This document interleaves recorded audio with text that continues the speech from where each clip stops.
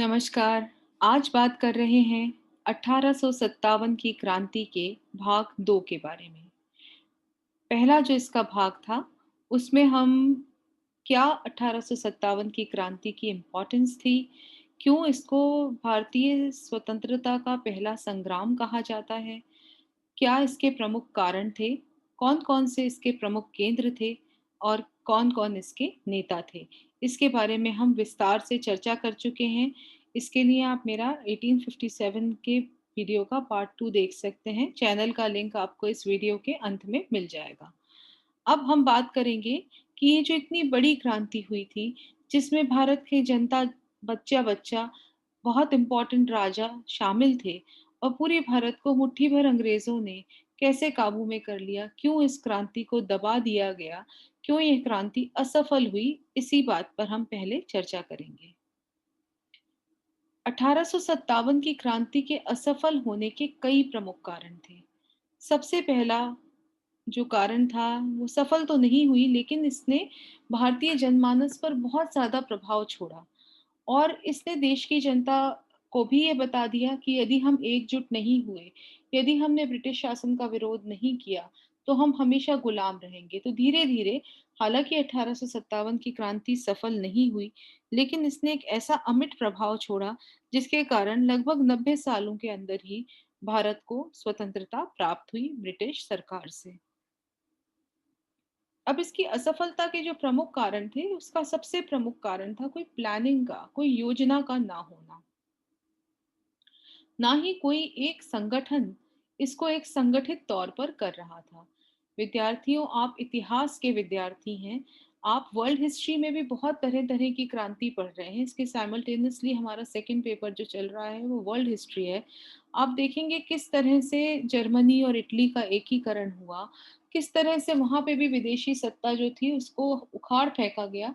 लेकिन कोई एक व्यक्ति, कोई एक संगठन संगठित रूप से एकत्रित होकर ये कार्य कर रहा था और भारत को भी जब स्वतंत्रता प्राप्त हुई तो बाद में इसमें कांग्रेस की स्थापना का, महात्मा गांधी का, क्रांतिकारियों का, आजाद हिंद फौज का, इन सब का कम्युलेटिव इफेक्ट रहा। लेकिन ऐसी कोई प्लानिंग या ऐसी कोई योजना 1857 की क्रांति में दिखाई नहीं दी। हालांकि इस क्रांति के बीज बोए जा चुके थे, डलहौजी की नीतियों से सारे भारतवर्ष में बहुत आक्रोश था, विरोध की, विद्रोह की भावना थी। सभी लोग अपने-अपने कारणों से, निजी कारणों से अंग्रेज़ों के इस गुलामी के जुए को उतार फेंकना चाह रहे थे। लेकिन एक संगठन का, एक कॉमन सब्सटेंस का, एक सूत्र का अभाव दिखाई दिया। इस क्रांति को दिशा नहीं मिली, हर जगह होने वाली क्रांति का समय भी अलग था। जिससे कोई भी क्रांति होती किसी इलाके में, अंग्रेज़ उधर के सतर्क हो जाते, सारी सेना वहाँ भेज दी जाती, जब तक क्रांतिकारी दूसरी जगह पहुँचते, उस पहले जगह को दबा दिया जाता। तो इस तरह से क्रांति को दबाने का एक ऑकेज़न मिल गया। यदि यही क्रांति एक ही समय पर संगठन और योजनाबद्ध तरीके से होती, तो शायद हम 1857 में ही अपनी स्वतंत्रता प्राप्त कर चुके होते। फिर जो दूसरा कारण था वो ये था इस क्रांति के असफल होने का कि अभी जब आपने इसके कारण देखे थे कि नाना साहब इसलिए इस क्रांति में शामिल हुए थे कि उनकी पेंशन अंग्रेजों द्वारा बंद कर दी गई थी।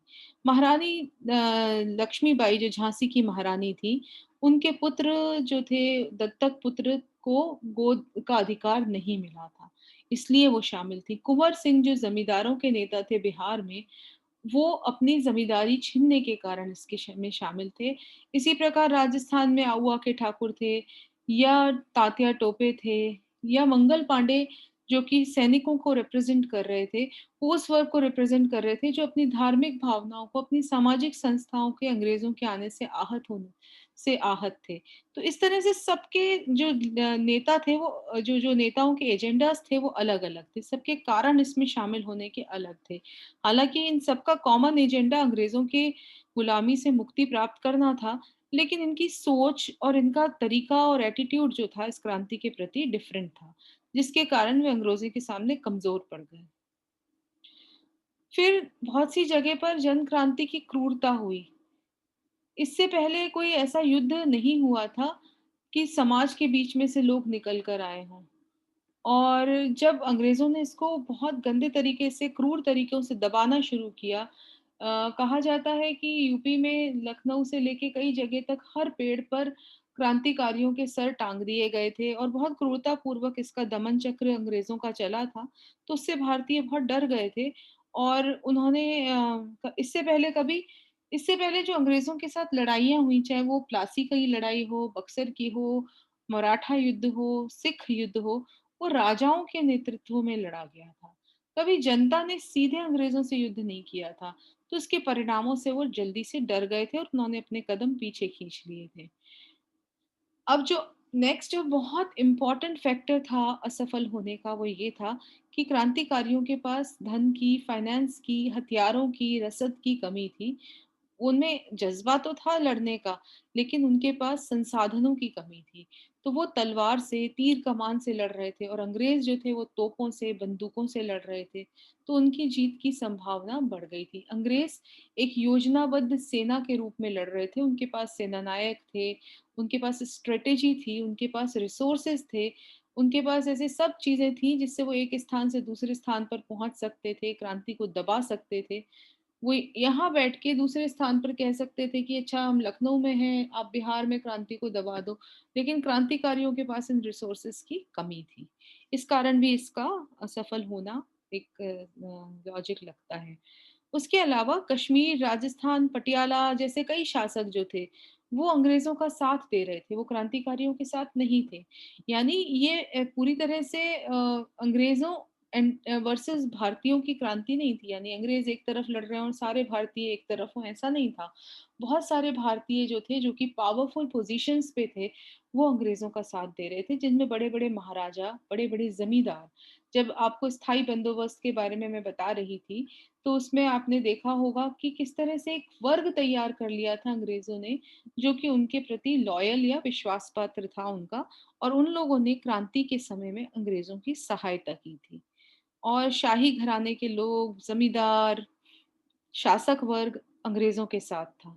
शिक्षित मिडिल क्लास और अपर क्लास के लोग, जिनको अंग्रेजों की वजह से कई तरह की नौकरियां मिली थी, जो क्लर्क वर्ग एक क्रिएट किया था ब्रिटिश सरकार ने, उन क्लर्क वर्गों को या उस मिडिल क्लास को, जो शिक्षित थे, जो अंग्रेजी विद्यालयों में शिक्षा प्राप्त, अंग्रेजी महाविद्यालयों में शिक्षा प्राप्त कर रहे थे, वो कहीं ना कहीं अंग्रेजों के समर्थक थे और वो क्रांति के विरोधी थे। तो इस कारण से पूरी तरह से भारतीय जनमानस इस क्रांति के साथ नहीं जुड़ा था। ये भी इसकी असफलता का कारण था। फिर ये क्रांति भारत के कुछ ही हिस्सों में हुई थी, जिसमें उत्तर और उत्तर पश्चिम भारत था।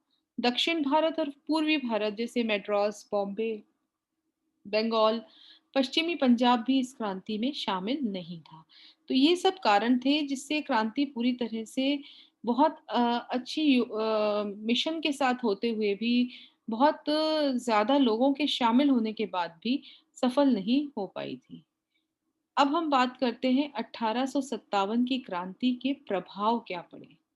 ये क्रांति, जैसा मैंने आपको बताया, यद्यपि हम बात कर रहे हैं ये क्रांति सफल नहीं हुई थी, लेकिन ऐसा नहीं था कि इस क्रांति का कोई प्रभाव ही ना पड़ा हो।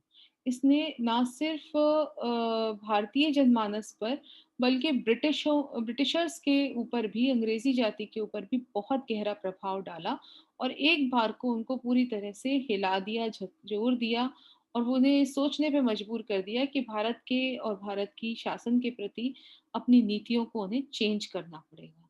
तो 1857 की क्रांति के दीर्घकालीन और अल्पकालीन दोनों ही प्रभाव देखने को मिले। वास्तव में भारत को यदि ये क्रांति सफल हो जाती तो 90 वर्ष पूर्व ही स्वतंत्रता मिल सकती थी। लेकिन इसके प्रभाव जो थे वो निम्न थे। पहला, आप देख सकते हैं कि किस तरह से बहुत क्रूरता से तोपों के आगे खड़ा करके क्रांतिकारियों को दाग दिया गया था। उनको बहुत बुरी तरह से कुचल दिया गया था, मारा गया था, उनको लटका दिया गया था।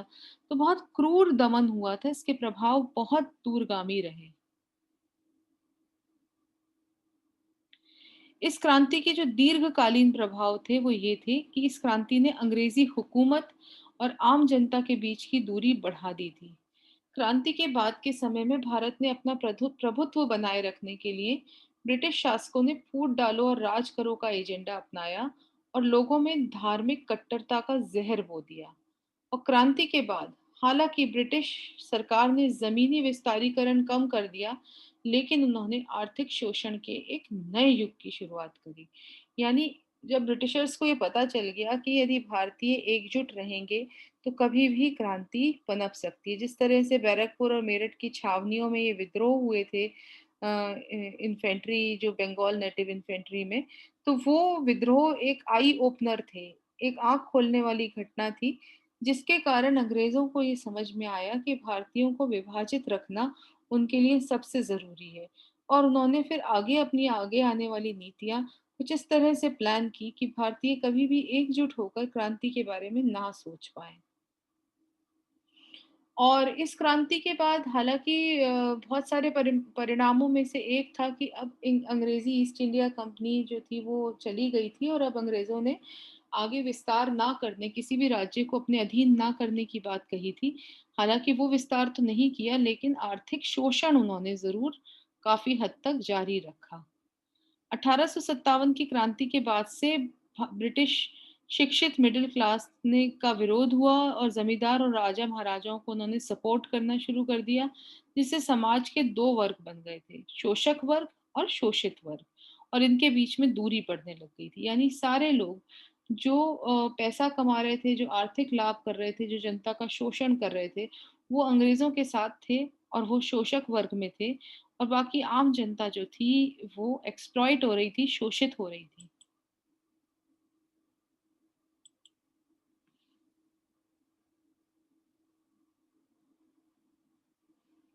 अब 1857 की क्रांति के कुछ इमीडिएट इफेक्ट्स यानी अल्पकालीन प्रभाव थे, जो 3 वर्षों तक देखते जाते रहे थे। इस सैन्य विद्रोह के बाद मुगल साम्राज्य को खत्म कर दिया गया। ईस्ट इंडिया कंपनी का शासन हटाकर क्वीन विक्टोरिया का शासन लागू कर दिया गया था भारत में। और महारानी विक्टोरिया को भारत से विशेष लगाव था। उनके पास भारत संबंधी मामलों के लिए एक निजी सलाहकार भी थे। भारतीयों ने रानी के सीधे शासन का स्वागत किया। क्या मतलब हुआ इस चीज का? अभी तक जो भारत पर शासन हो रहा था वो ईस्ट इंडिया कंपनी के माध्यम से हो रहा था। और बहुत सारे ईस्ट इंडिया कंपनी भारत में पहले व्यापार करने आई थी, और धीरे धीरे भारत की अराजकता और राजनीतिक अस्थिरता का फायदा उठाकर उसने भारत पर सत्ता पे कब्जा कर लिया था। और ईस्ट इंडिया कंपनी अपने फायदे के लिए कार्य कर रही थी, और उस मुनाफे को कमाने के चक्कर में लॉर्ड, चाहे वो लॉर्ड डलहौजी हो, चाहे वो लॉर्ड हेस्टिंग्स हो, चाहे वो वेलेस्ली हो, इन्होंने बहुत सारे राज्यों के साथ बहुत सारी अनड्यू डिमांड्स जो थी वो मनवाने की कोशिश की। लेकिन ब्रिटिश सरकार भी इस चीज को बहुत क्लोजली मॉनिटर कर रही थी, और उसने कई चार्टर एक्ट्स के द्वारा और अधिनियमों के द्वारा ईस्ट इंडिया कंपनी की इन प्रवृत्तियों को कंट्रोल करने की कोशिश की थी, लेकिन सफल नहीं हो पाई थी। और बाद में आते आते 1857 की क्रांति के बाद अब ये स्पष्ट हो गया कि अंग्रेजों को अपनी नीतियां बदलनी पड़ेगी। इसके साथ ही इस क्रांति के बाद भारत की जो सैन्य व्यवस्था है, आर्मी के मैनेजमेंट में भी चेंज आया। पहले हर नौवां सिपाही ब्रिटिश था। ब्रिटिश सरकार ने सिपाहियों की संख्या कम कर दी और ब्रिटिश सिपाहियों को बढ़ा दिया। भारतीय सिपाही कम कर दिए और ब्रिटिश सिपाही बढ़ा दिए, जिससे सिपाहियों की नियुक्ति का तरीका भी बदल गया। पहले सिपाही हिंदू, ब्राह्मण या राजपूत होते थे जो कि क्रांतिकारी दल में शामिल हो जाते थे।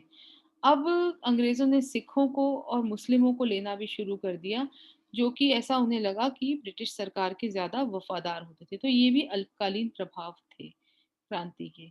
जो मुगल सम्राट थे बहादुर शाह जफर, उनको बंदी बना लिया गया और उनको बर्मा की मांडले जेल में डाल दिया गया। यहाँ उनकी मृत्यु हो गई। जो लास्ट मुगल एम्परर थे बहादुर शाह जफर। लॉर्ड कैनिंग जो थे वो वॉयसरॉय बनाए गए। वो भारत के पहले गवर्नर जनरल थे, फिर वॉयसरॉय कहलाने लग गए। तो लॉर्ड कैनिंग भारत के अंतिम गवर्नर जनरल और पहले वॉयसरॉय थे, क्योंकि 1857 की क्रांति के समय यही भारत के गवर्नर जनरल थे। आप देख सकते हैं कि लॉर्ड कैनिंग की इस तस्वीर में दिखाया गया है कि किस क्रूरता से उन्होंने क्रांति का दमन किया, और इसके कारण ब्रिटिश सरकार ने उनको काफी हद तक पुरस्कृत भी किया।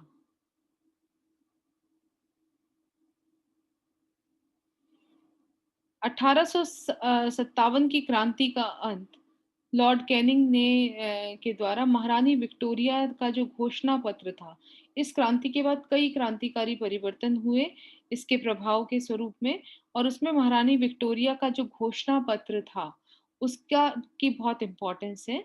और उन्होंने जो कैनिंग ने दरबार में महारानी विक्टोरिया का घोषणा पत्र पढ़ के सुनाया। इसके द्वारा घोषित किया गया कि भारत में ईस्ट इंडिया कंपनी के द्वारा केंद्रों का शासन अब ब्रिटिश क्राउन द्वारा किया जाएगा। यानी अब ईस्ट इंडिया कंपनी का अस्तित्व शासन के क्षेत्र में समाप्त हो गया और वो सिर्फ एक व्यापारिक कंपनी के रूप में भारत में रहेगी। अब शासन में उसकी कोई दखल नहीं होगी। और इसके द्वारा गवर्नर जनरल लॉर्ड कैनिंग को उनकी क्रांति के दमन में भूमिका को देखते हुए वॉयसरॉय क्राउन का प्रतिनिधि यानी वॉयसरॉय बना दिया।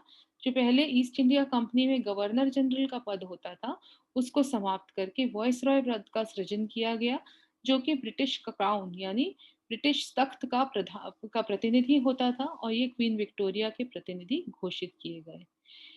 इस जो घोषणा पत्र था, उसके द्वारा कंपनी के सभी असैनिक और सैनिक अधिकारियों को क्राउन की सेवा में ले लिया गया। यानी अब वो डायरेक्ट क्वीन विक्टोरिया की क्राउन के सेवक हो गए, ब्रिटिश सरकार के अधीन ले लिया गया, जो उनके लिए एक तरह से एक बड़ी बात थी।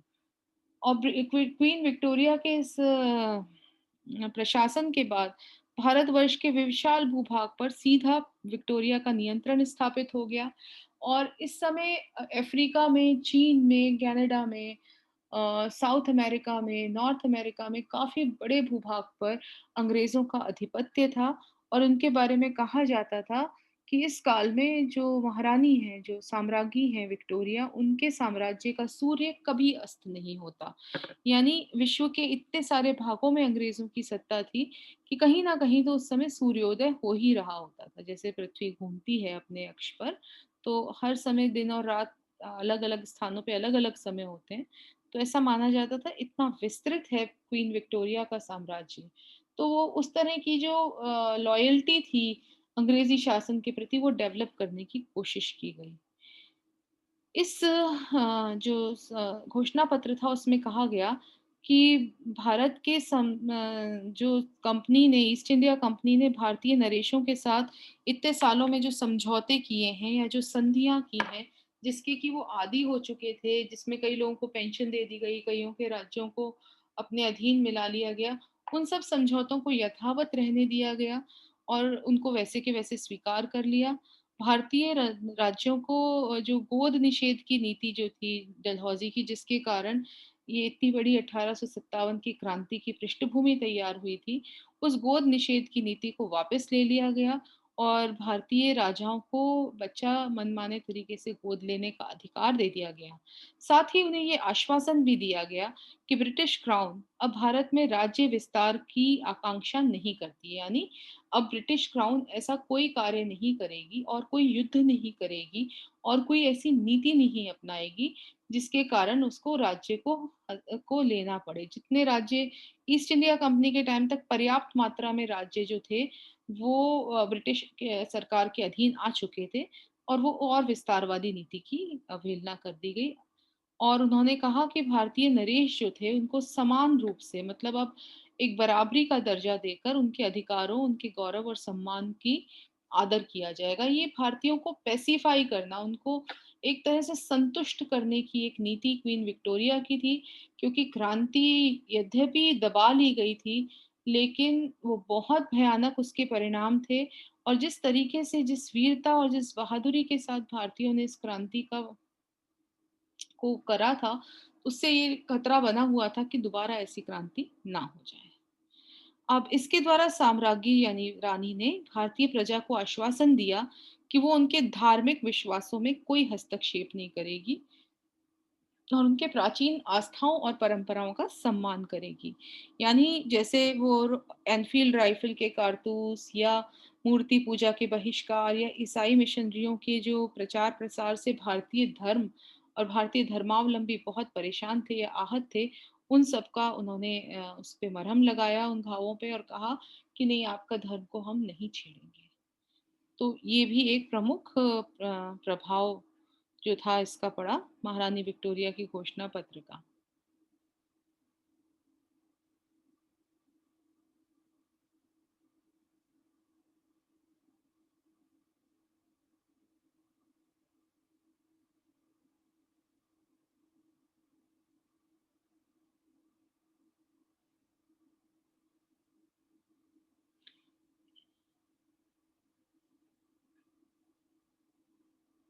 तो इस तरह से आप देख सकते हैं कि किस तरह से क्रांति जो थी वो यद्यपि सफल नहीं हुई, लेकिन उसने अपना एक बहुत बड़ा प्रभाव जो था वो भारतीय जनमानस पर भी और ब्रिटिश सरकार पर भी छोड़ा। तो इस वीडियो को अधिक से अधिक संख्या में देखिए, लाइक और सब्सक्राइब कीजिए, और ये जो नीचे मेरे चैनल का लिंक दिया गया है इस पर आपको थर्ड ईयर के और अन्य प्रतियोगी परीक्षाओं और अन्य क्लासों से संबंधित वीडियोस आप देख सकते हैं। उनको अधिक से अधिक संख्या में देखिए और सब्सक्राइब कीजिए इस चैनल को। धन्यवाद।